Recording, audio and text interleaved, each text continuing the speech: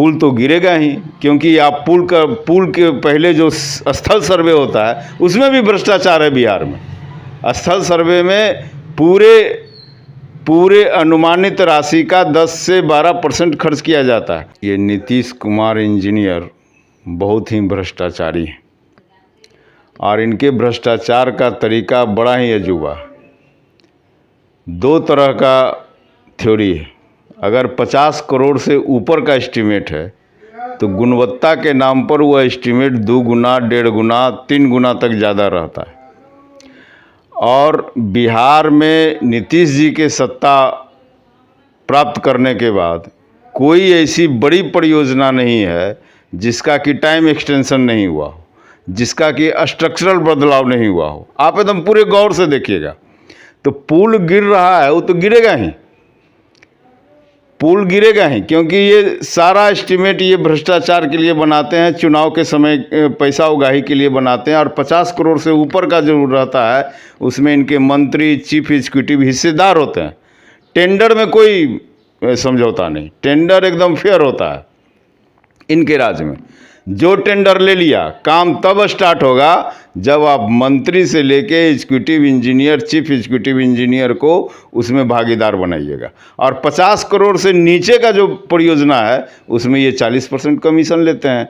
तो जहाँ कमीशन की वसूली है, जहाँ आपके पास कैसा इंजीनियर हैं कि आपके पास स्ट्रक्चर बदलाव बार बार आप परियोजना में करते हैं, परियोजना में टाइम एक्सटेंशन करते हैं, तो ये भ्रष्टाचार का नमूना है।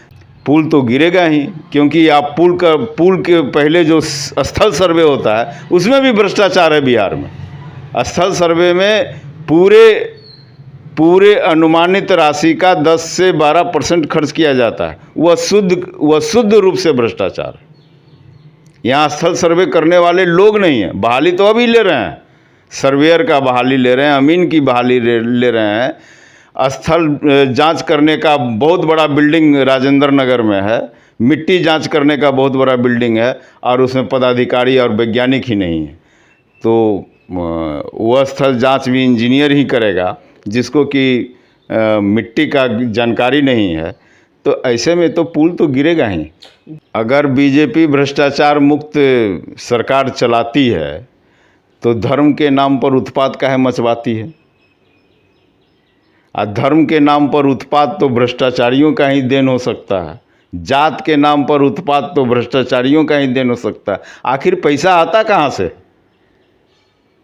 मंदिरों से। ये मंदिरों में पैसा सुरक्षित है, उस मंदिर के पैसा का उपयोग ये करते हैं। उस मंदिर में पैसा किसका जा रहा है? तो बीजेपी तो भ्रष्टाचार की जननी है और कांग्रेस की सौतेला भाई है, इसलिए भ्रष्टाचार तो इसके रग रग में बसा हुआ है।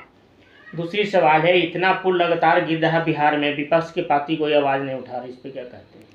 अब तो एक PIL भी फाइल हुआ सुप्रीम कोर्ट में और मंत्री का बयान आ गया कि जितना पुल गिरा है वो उसमें विपक्ष का हाथ है। तो विपक्ष आवाज़ काहे ला उठाएगा? विपक्ष का हाथ है, वो 1.5 साल उसके साथ सरकार चलाए, उसी में सारा पुल गिर गया। पहले तो गिरता नहीं था। जनता से यही कहना चाहेंगे कि आने वाले पीढ़ियों को देखिए, आने वाले पीढ़ियों को एक रास्ता बताइए, एक राष्ट्रभक्त इंसान बनाइए और इन भ्रष्टाचारियों को चुनाव के समय पूछिए और लताड़िए। क्या पूछेगी जनता चुनाव के समय? भ्रष्टाचार का ही सवाल है। भ्रष्टाचार अब सुविधा भोग हो गया है। लोग भी अब चाहते हैं कि 2 पैसा ले ले, मेरा काम जल्दी हो जाए। तो इसमें अब भ्रष्टाचार के खिलाफ अगली पीढ़ी और युवा पीढ़ी जब तक नहीं सोचेगी तब तक नहीं होगा, कोई क्रांति नहीं हो सकती है। और भ्रष्टाचार लोग यह समझते हैं, अब जो सिस्टम है, जैसे एक तरफ सांसद और विधायक बहुत सारा तनख्वाह सुविधा और पाते हैं, दूसरी तरफ मुखिया, जिला परिषद, ये सब निर्वाचित प्रतिनिधि को सुविधा कम है। तो भ्रष्टाचार का तो लेवल यही कार्य संस्कृति सिखाती है। दूसरा, आप संविदा पर बहाल करते हैं, एक तरफ नियमित लोग हैं, तो भ्रष्टाचार तो यही कार्य संस्कृति सिखाएगी।